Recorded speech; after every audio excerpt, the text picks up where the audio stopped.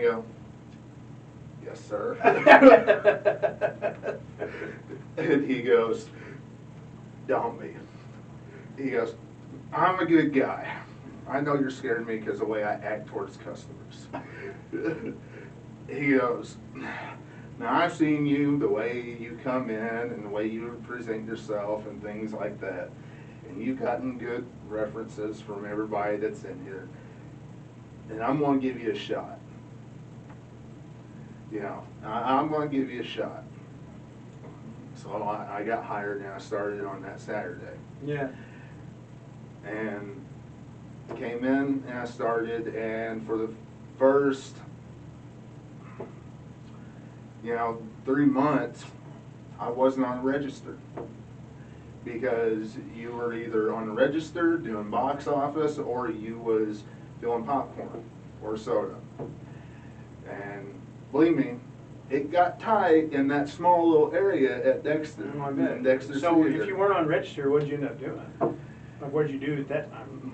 Popcorn and stuff? I was filling sodas. Oh, okay. And if you were filling sodas or popcorn, then you went down and you were cleaning the auditoriums. Oh, okay. Which I had some fun cleaning those auditoriums too, because when the Santa Claus 3 came out, and if there's anybody from the school watching me right now, you're gonna think I'm a dork, but that's okay. I think you're a dork anyway. I'm just kidding. When Santa Claus 3 came out, there's this song. I just had to share this story, okay? I just can't look at you for a minute. Go ahead and share the story. That's fine. Okay. You and Tim Allen, okay? No. You have to realize. Busy, okay?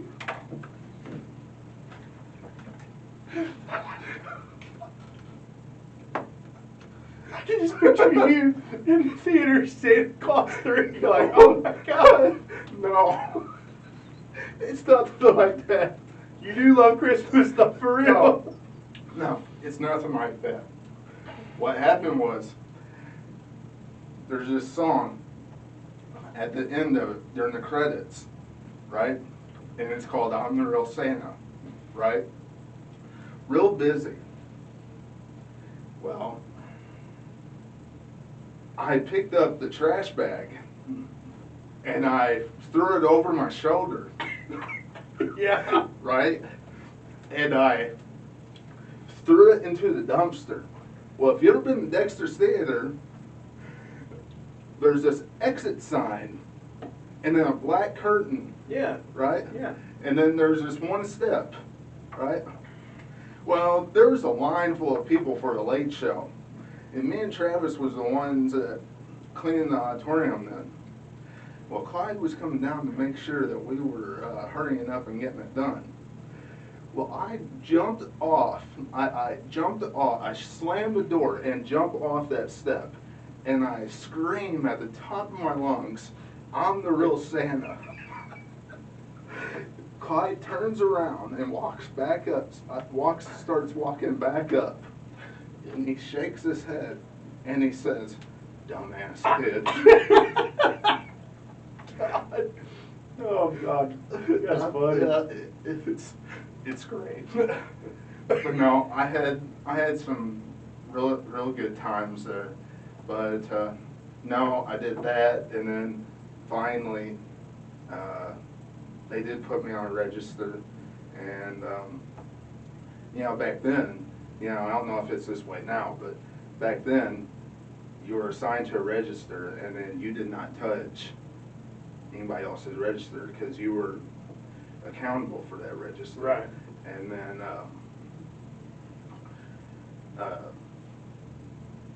in 2009, I was transferred to Popper Bluffs Theater, still under Care Sodas. Now it's AMC, because Dexter's Theater closed down. And I stayed there for a few months. And I worked there on the weekends. And it was different. Same similarities, but it was different because, you know, they had 8, 9 registers. Yeah, You know, it's a lot bigger. You know, a lot bigger, but it was like 1 register per auditorium. That's how they had it laid out. Oh. You know, and the same, you were assigned to 1 register, and it was like you didn't touch anybody else's drawer. And also, they had you sign in a little bit differently. You know, the way you sign in at Dexter, you put it on paper. The way you sign in at Pop Bluff, you had all this codes and stuff like that. You know, which, you know, I thought was kind of cool and, you know, Right. different. You know, and then you know, you still did checks and stuff like that, which is pretty much going into each auditorium and making sure everybody's quiet. Yeah. Everybody thought, and then moving your little red stick around and stuff like that. And then in May, it was either May or June of '09, I went back to Dexter's Theater. I know it seems like I worked in theater business forever. How long did you work in the theater business? April 21st of '06 to October 1st of 2015. So, I mean, you're about 9.5 years in the theater, right? Yeah. 06, yeah. I mean, yeah, October, yeah. So you're in the theater business a long time. But I went to Dexter's Theater in 2000.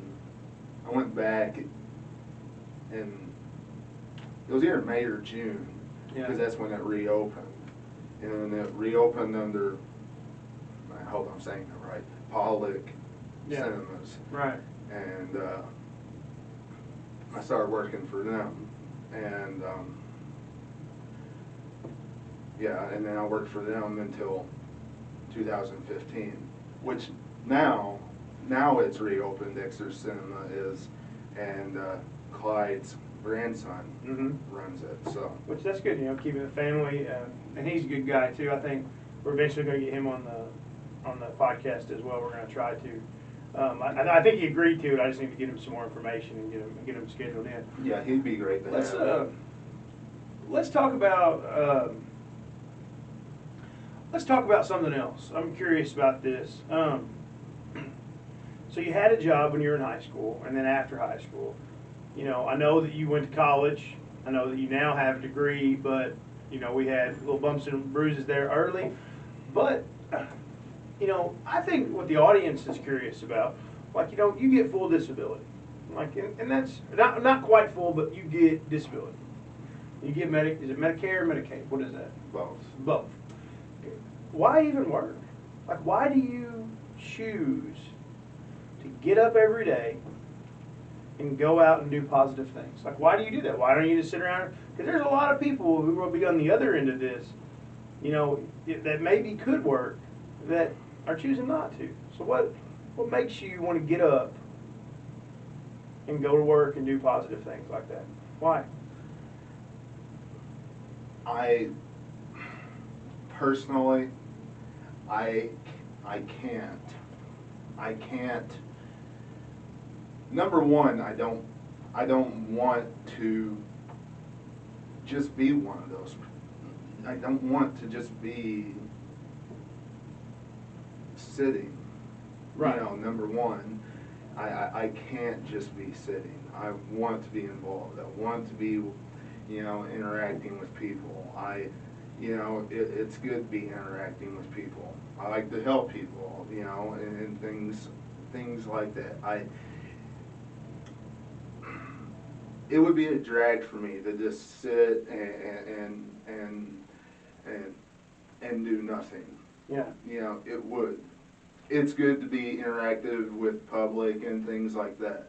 You know, I like what I'm doing now, which is, you know, a teacher's aide at, you know, at school. Right. You know, at Kent's school. I like what I'm doing. You know, it's not the direction I originally chose to do. Right. You know, We'll loop back around to some of that, but I want to talk about that a little bit, but I really want to talk about some of the other positive things you've done as an adult, like, you know, some of the cool trips and things. But yeah, I mean, so I was just curious about that. Like, you know, that's important, I think. I think that's important.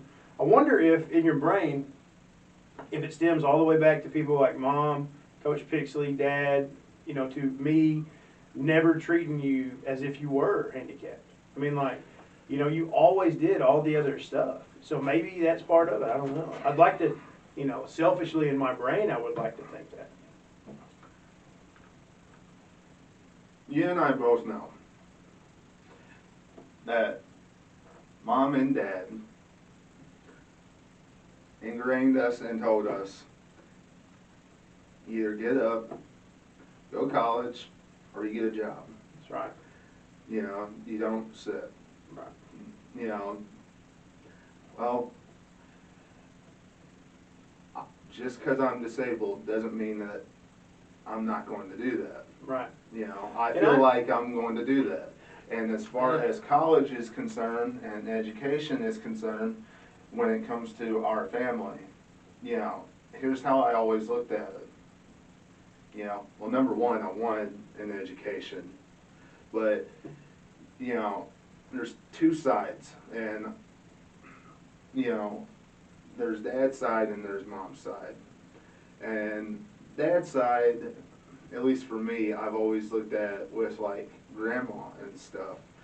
You know, she always, it was real important for her to see her boys graduate.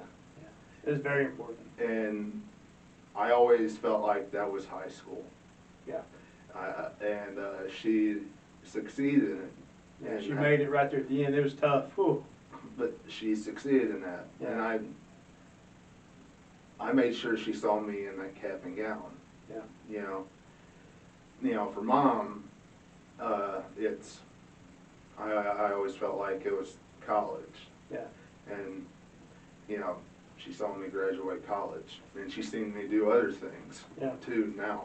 You know, so, you know, I always felt like that was important too.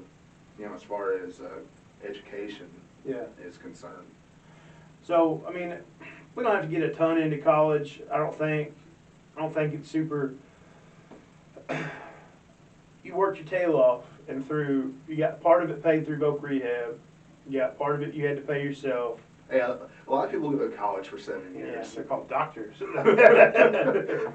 Or you. Hey, but you know, it's okay. But you weren't going full time for 7 years, so it's not like you went full time and failed X amount of classes and came back. It wasn't like that. You know, you took your time doing it, working at the theater, doing some things. You have what's your degree in? You have a degree. What's that in? Business administration. Business administration. That's a Associate of Arts degree, correct? Yes. And you also have a bunch of other credits toward your bachelor's degree. Haven't finished that. Not sure if you're going to, but you know, you've got a bunch of credits there too. So it's not like you just got your associates and gave up. You still pursued it a long time. And the bachelor's degree is for it was for elementary education. Right. And then it transferred over to middle school, I think, if I remember correctly, English, because it's been a few years since I did that. So I mean, seriously, who wants to teach English though? I mean, goodness gracious, right? Yeah. I'm just kidding. Well, I mean, only English teachers want to teach English. Right. You know, but that's what I transferred it over to, because I'm not sure why, but at this point. So let's talk about, so you grew up at Dexter, you lived on your own in Dexter, all kinds of stuff, and then you moved to Kennett. Something happened, and then you ultimately moved here to Kennett, which for me selfishly has been awesome, because we get to hang out all the time, we get to do lots of fun stuff, we built a studio together, we've done so many neat things together. But I mean, do you want to talk a little bit about, you know, you don't have to go into a lot of detail, but it's, you know, when you want to talk about what ultimately got you to Kennett, why'd you end up coming down here? I don't mind talking about it. Okay. as you all know, I mentioned it earlier that I have a seizure disorder, and I was walking because where I lived, right down the road from that, is On the Go. Hey, it's As a pretty far good gas as- station, and they got some great wings. I was about to say, Dude, I tear them wings up. For I real. was about to say, they have some good chicken On the Go does. Yeah. But I was walking On the Go, and I fell and blacked out and had a seizure, Yeah. and hit concrete, and it was bad. I mean, this wasn't like you scraped your knee. I mean, like when you hit the concrete, I mean, like It was bad. There was blood everywhere. There was blood coming out of my head and Yeah, stuff like that. It was a mess. And they took me to Dexter's Hospital. Thankfully, I don't remember who it was, but thankfully somebody that I went to school with. And if they're watching this, I'm sorry I don't remember who helped me, but Well, I it mean, was you spent, somebody. like, a week in the hospital almost with I know. concussion symptoms and stuff. It's okay that you don't remember. But the people that helped me, if you end up watching this, thank you. But two people that lived right there. One of them went to school with me. Came over and they wrapped my head, with stuff and everything, and they called 911, which at the time all the ambulances were busy. Yeah. So Mom and Dad, all rushed, and when I finally came to, it was all,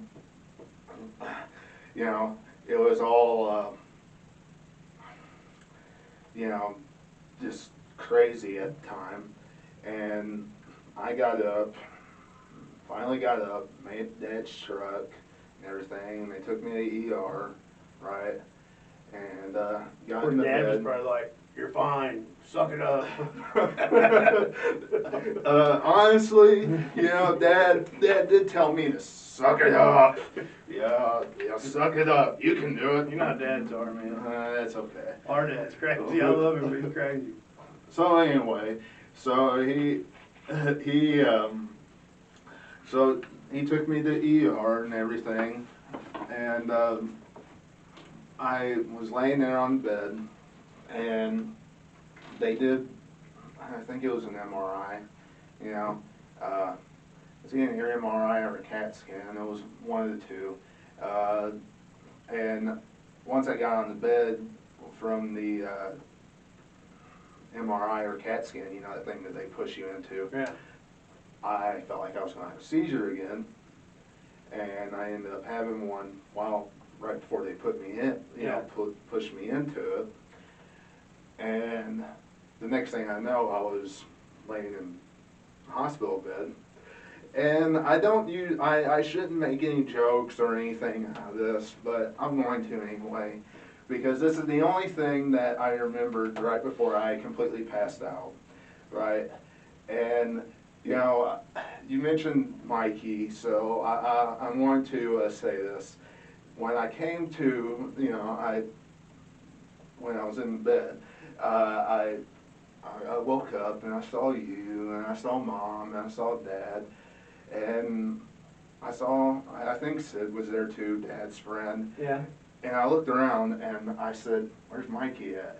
And, because every time I've ever been hurt or anything, he's usually been around, and I looked over and he was there, and he came over and I grabbed his hand and I said, a famous line from the movie Varsity Blues. I said,